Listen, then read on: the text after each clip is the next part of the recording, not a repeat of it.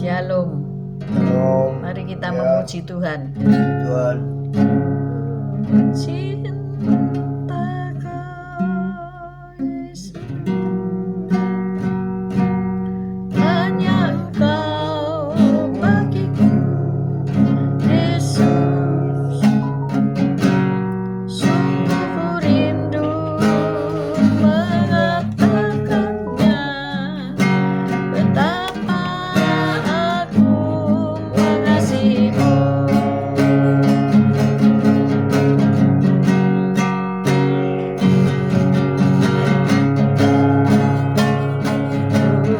Cinta Kau Yesus, hanya Engkau bagiku, Yesus. Sungguh ku rindu mengatakannya, betapa aku mengasihimu. Engkau Allah dan Rajaku, kekasih dalam hidupku. Engkau segalanya bagiku. Ku bersyukur kepadamu.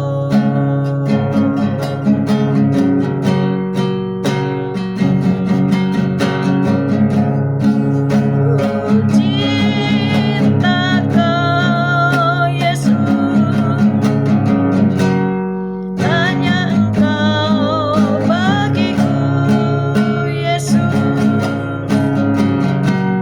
Sungguh ku rindu mengatakannya, betapa aku mengasihimu.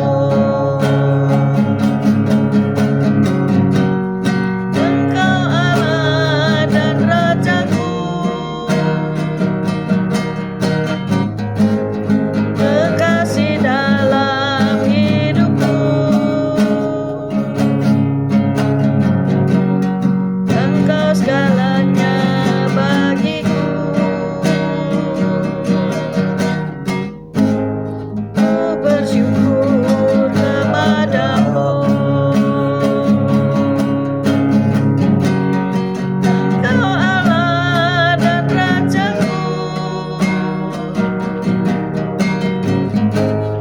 kekasih dalam hidupku. Engkau segalanya bagiku. Ku bersyukur kepadamu. Ku bersyukur kepadamu.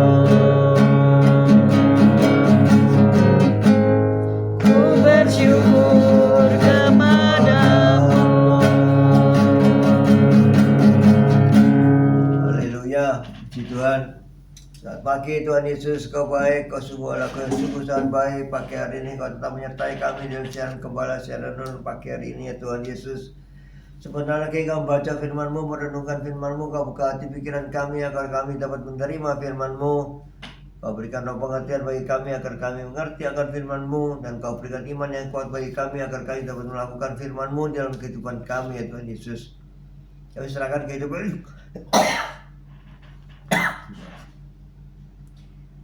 kehidupan kami sepanjang hari ini bersama semua rekan-rekan peserta daripada renungan pagi hari ini ke dalam tangan-Mu, di dalam kuat kuasa-Mu, di dalam perlindungan-Mu, di dalam penyertaan-Mu, di dalam kasih-Mu, juga di dalam berkat-Mu ya Tuhan Yesus.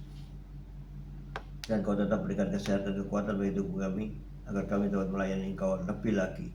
Dalam nama Yesus kami sudah berdoa dan mengucap syukur. Amin, amin, amin. Amin. Shalom, selamat pagi semuanya. Mari kita baca Ratapan 3 ayat 22 sampai 23 sampai 33. Ratapan 3 ayat 22 sampai 33. Tak berkesudahan kasih setia Tuhan, tak habis-habisnya rahmat-Nya, selalu baru tiap pagi, besar kesetiaan-Mu. Tuhan adalah bagianku, kata jiwaku, oleh sebab itu aku berharap kepadanya.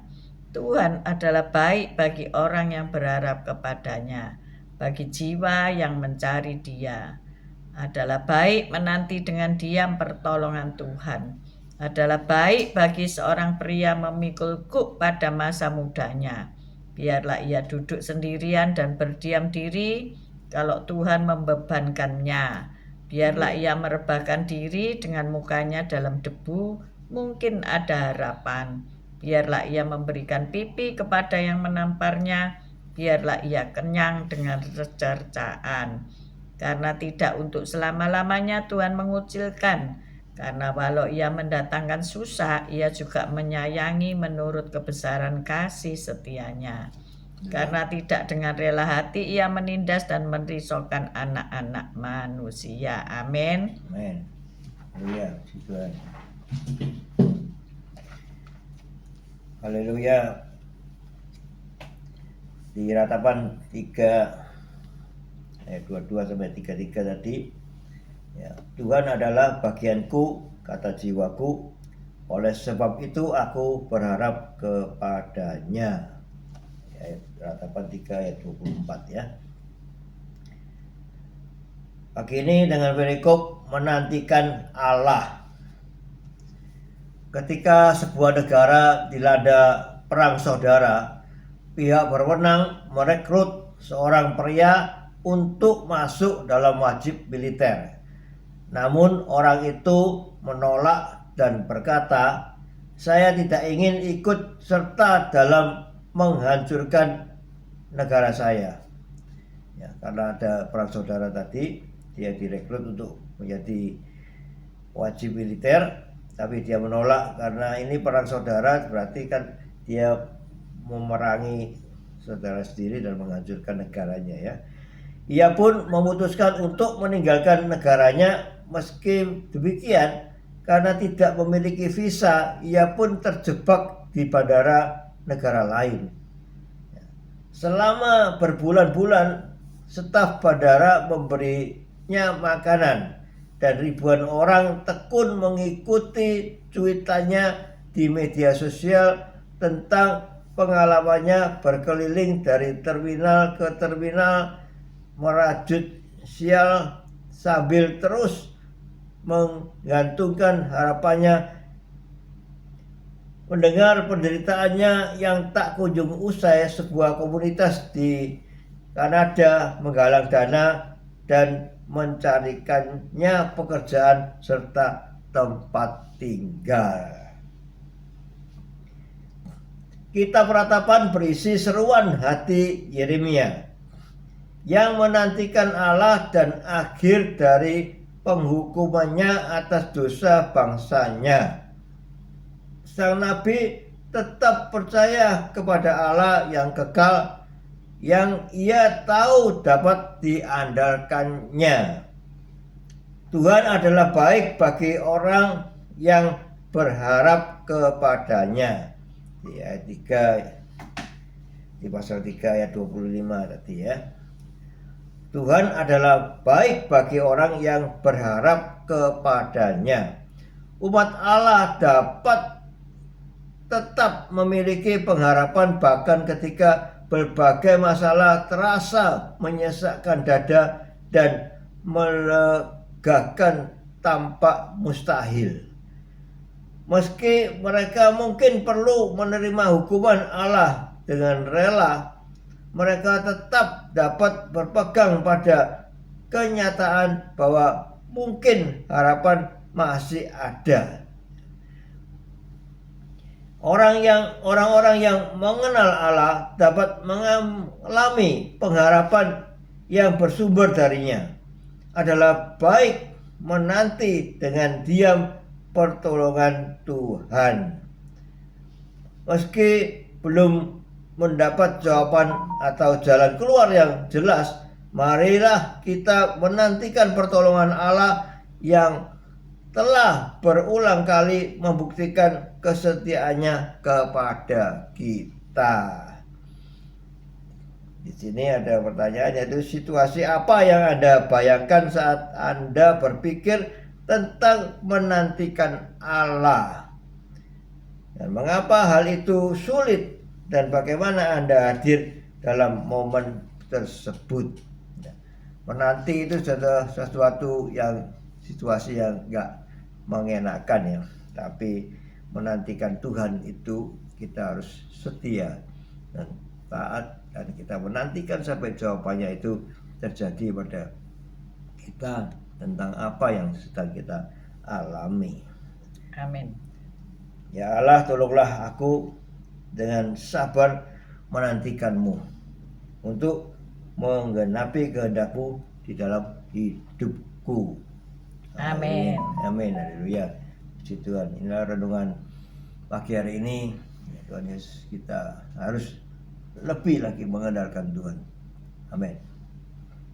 Jadi kalau seseorang nggak mau perang di negaranya, kemudian pergi ke luar negeri tapi tidak memiliki visa ya, saya tidak bisa membayangkan bagaimana ia bisa hidup di bandara dari hari ke sehari. Tetapi Tuhan itu menolong ya. Ada tentunya orang-orang yang berempati kepadanya ya.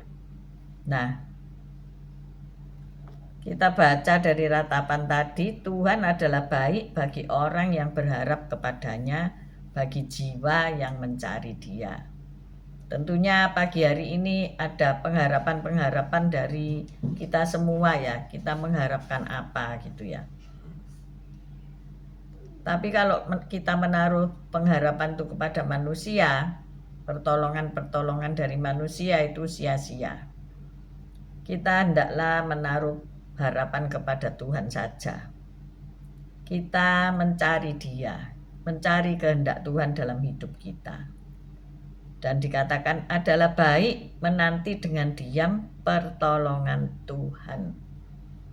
Jadi kalau kita menanti tentu diam ya. Coba kita menanti dipanggil dokter gitu, kita lari-lari, mencak-mencak atau bersuara yang bisik gitu, tentu diusir oleh satpam ya. Tetapi kalau kita menanti itu harus dengan diam. Diam itu berarti tenang ya. Dalam ketenangan itu kita bisa berdoa ya, supaya pertolongan itu segera datang. Di sini dikatakan adalah baik bagi seorang pria memikul kuk pada masa mudanya. Jadi bagi seorang pria masa muda ini sungguh-sungguh berharga ya. Memikul kuk artinya apa? Memikul beban ya, memikul kuk, memikul beban dari kehidupan ini. Itu berarti dari sejak masa muda sudah dilatih ya untuk ia bertanggung jawab. Dan ia dikatakan biarlah ia duduk sendirian dan berdiam diri kalau Tuhan membebankannya.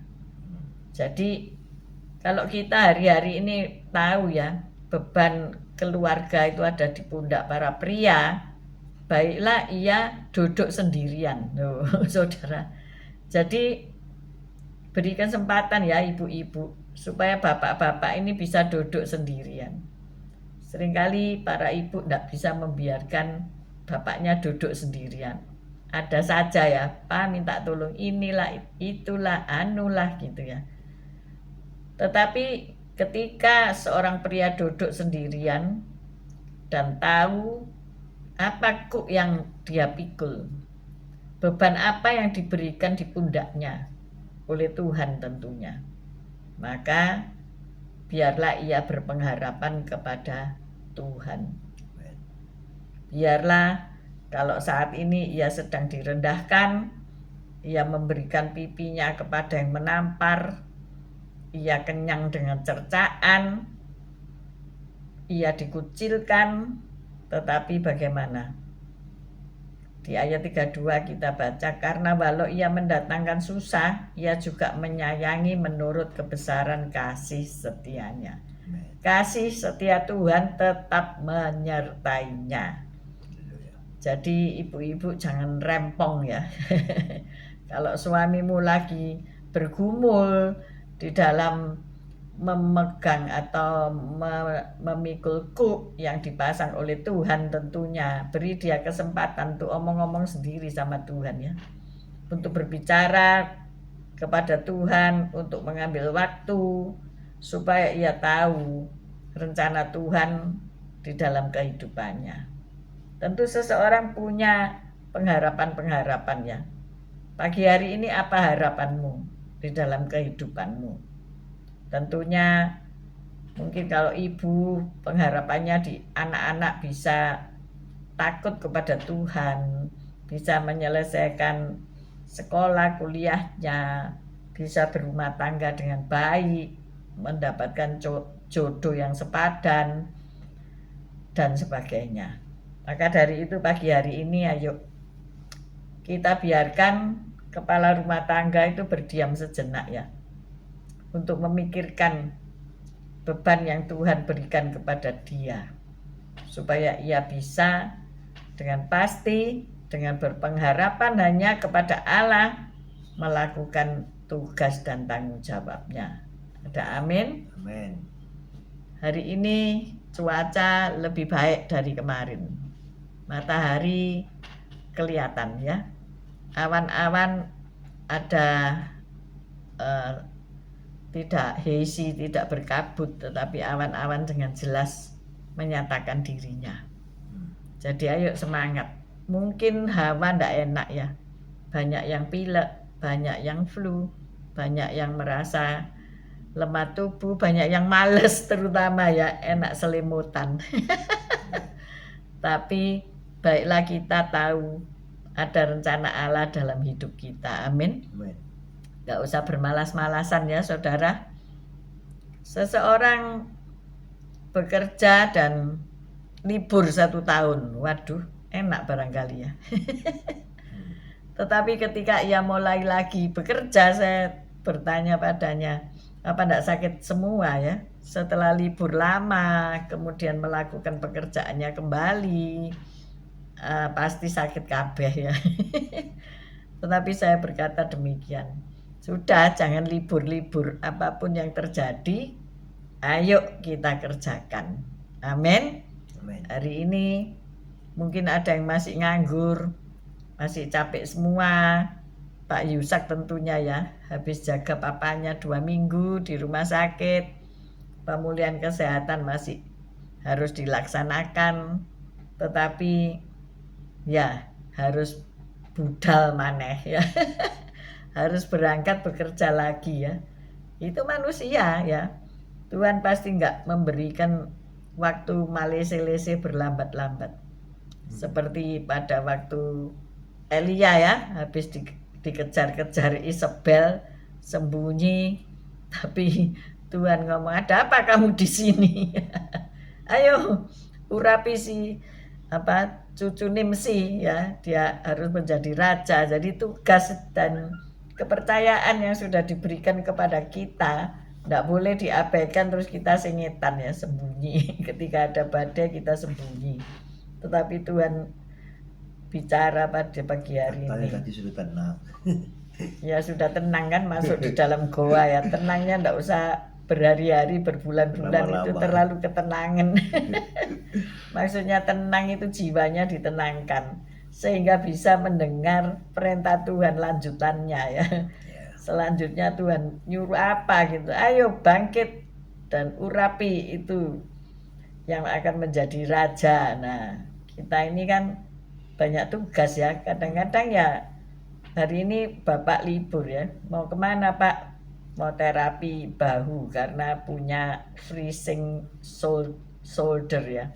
Ini loh, kaku di sini tidak bisa naik gini ya.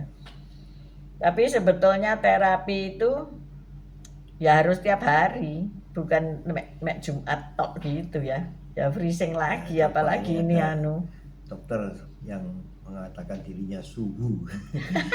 Dari Jakarta, coba saya cek apa sih kemampuan dia untuk menyembuhkan saya ya.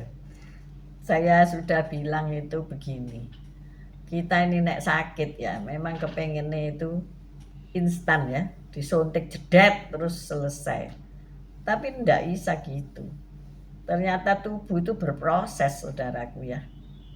Waktu finger trigger saya sakit, jari-jari saya kaku, ndak bisa terus sekali latihan terus sembuh.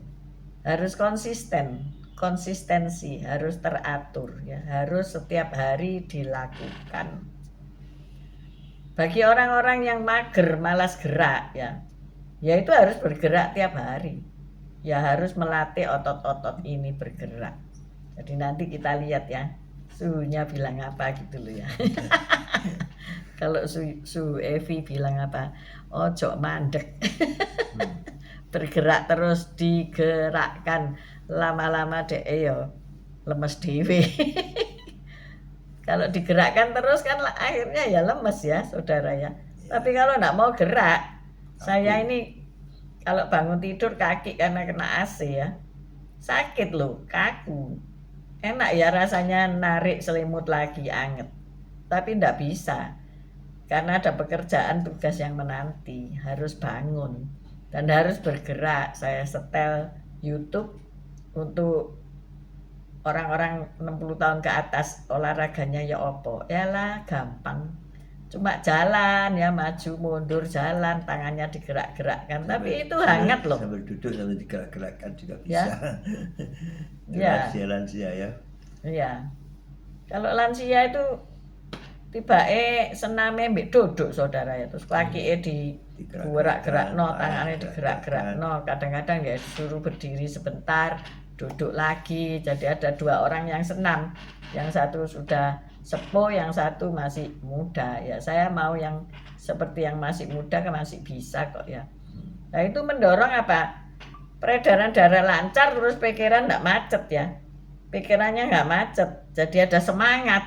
Hari ini masih mau semangat bikin bakpao lah, bikin kue kering lah, bikin sesuatu gitu ya untuk dinikmati. Ini kan sudah mau Natal ya, cuma kurang 1 bulan loh untuk nyetok makanan Natal ya, untuk bikin hampers Natal. Jadi kalau sakit, kalau mager ya wis lewat itu ya, tahun depan baru bisa ya.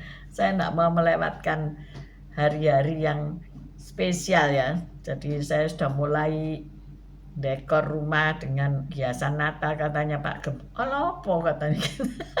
Ya, katamu apa tadi? Pasang-pasang lagi, terus dilepas-lepas lagi. Mencapaikan tubuh, melelahkan tubuh. Enggak apa-apa. Ini ibu yang dia bikin taman-taman ini ya akhirnya rusak. Nah ini harus saya 2 minggu ini membersihkan taman ini, habis berapa juta tahu ini. Ya hari ini terakhir bersih-bersih selesai. Ya karena apa? Karena ada tetangga yang usil nyemprot tanaman saya sampai mati, sampai akhirnya temboknya ditinggikan gitu ya. Ya ini diharapkan 1 tahun ke depan nanti tumbuhannya tumbuh lagi gitu. Sekarang ini kelihatan batu bata dan semenan jelek ya. Enggak apa-apa. Kadang-kadang kita lihat yang jelek dulu supaya tahu yang baik ya apa ya. Bu Lili nulis gini. Sorry sering terlambat join karena sudah masuk winter, jadi jamnya mundur. Yang biasanya sudah sampai di rumah sekarang masih OTW home. Oh iya ya, malam ya sekarang ya. Iya. Saya kemarin melihat cara memasang Christmas tree di Rockefeller Center ya Bu Lili ya. Waduh, angel banget ya. Jadi pohon Natalnya itu berapa meter itu? Besar sekali, tinggi sekali. Mungkin 5 lantai, 4 lantai barangkali ya. Dan bagaimana caranya mendirikan pohon Natal itu? Memang dipangkas ya bawahnya itu. Pohonnya itu sak pemeluk loh ya. Terus dibor, nggak tahu mau ditancepin mungkin ya. Tangkai. Supaya enggak kabur. Jadi bawahnya itu dibor dengan bor ulir mungkin 60 cm. Nanti ditancepin gitu ya, ada platform untuk dia berdiri gitu ya. Ternyata itu lebih soro loh Pak daripada aku. Kalau aku cuma masang garland di atas rak-rak dapur ya kan, ada di Instagram saya ya, supaya dapur ini suasana Natal ya. Nanti bikin menu-menu Natal gitu jadi semangat. Semangat masak ya. Ya, itulah masalahnya apa? Ketika kita menantikan Allah, ketika kita punya pengharapan masih lama kok belum tiba pengharapan itu, ya kita lakukan apa yang kita bisa lakukan ya. Ya. Kita tenang, kita dekor rumah. Siapa yang melihat? Ya tak lihat dewe. Saya juga menikmati. Saya ya lihat-lihat dewe. Maksudku aku memberi suasana Christmas. Nanti Aspri juga seneng kan di dapur ada hiasan Christmas. Walaupun nanti kotor semua. 3 bulan lagi harus diringkes, diganti dengan dekor lebaran. Ya enggak masalah lah. Ya itulah. Daripada duduk-duduk terus menantikan sesuatu yang hampa ya. Kita duduk-duduk ya bolehlah sekali-kali healing, tapi enggak untuk seterusnya ya. Bu Lili ngomong, iya pohon Natal tertinggi di dunia, pakai alat-alat berat, harus kuat pondasinya karena bahaya kalau roboh. Waduh, nek itu roboh, bangunan sebelah melok roboh ya. Itu loh, pohon sak gitu besar itu nek tiap tahun diambili itu nggak habis ta ya. Tapi Amerika itu ya dahsyat ya, ketika kita belanja pohon Natal yang hidup loh ya, ternyata mereka menanam terus ya. Jadi ada satu bukit gitu yang ditanami, jadi nek saya ke sana gitu pasti ya beli satu lah, beli satu dibawa pulang lah, itu kan mati wong dipangkas ya kan. Tapi mereka menanam terus gitu ya, jadi ndak habis-habis ya toh. Kalau 1 tahun sekali dipotong 100 tahun ya 100 pohon lah minimal harus ada gitu ya. Nah ini siapa yang males masang dekor Natal nanti di gudangnya dicari ya. Kalau aku nggak seneng itu pohon Natal yang palsu, aku seneng yang ada baunya ya, yang memang asli pohon Natal ya, itu berbau enak. Cemara rentes itu namanya, itu berbau enak dan satu rumah ini punya apa ya, bau khas Natal gitu ya.